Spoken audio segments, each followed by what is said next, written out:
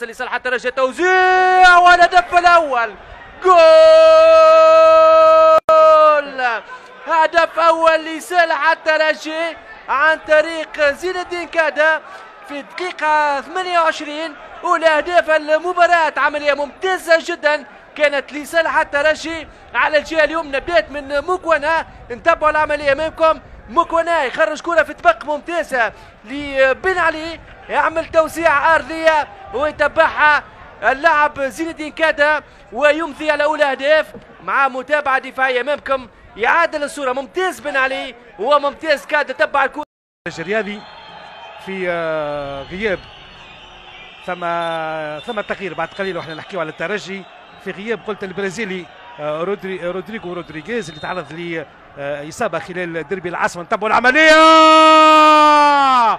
الهدف الثاني لصالح الترجي الذي تونسي، الهدف الثاني عن طريق اللاعب مكونا في توقيت 14 دقيقة لعب في الشوط الثاني، يعني الدقيقة 59 في المباراة. الجنوب افريقي الياس مكونا بعد تنفيذ المخالفة ممتاز جدا، ياخذ الكرة ويحطها في الشباك. لاري العزوني ومكونا يعني بلمسة واحدة يغالط الحارس رامي جريدي. كم سيضيف حكم المباراة؟ هذه كرة لصالح الترجي على الجهة اليمنى، التوزيعة محمد بن علي وإمكانية التهديف والهدف الثالث لصالح الترجي الرياضي. الهدف الثالث عن طريق كيباسوي في 90 دقيقة بالضبط.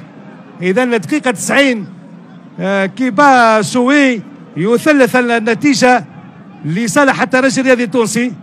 كيباسوي المهاجم الجنبي ودخوله في الشوط الثاني مع نهاية المباراة تمكن من تسجيل هدف ثالث. شوفوا مرة أخرى تعامل الدفاع، يعني تقريبا المساحة كانت مفتوحة أمامه، وشوفوا الدفاع وكيباسوي ما لقاش حتى صعوبة باش يغالط الحارس.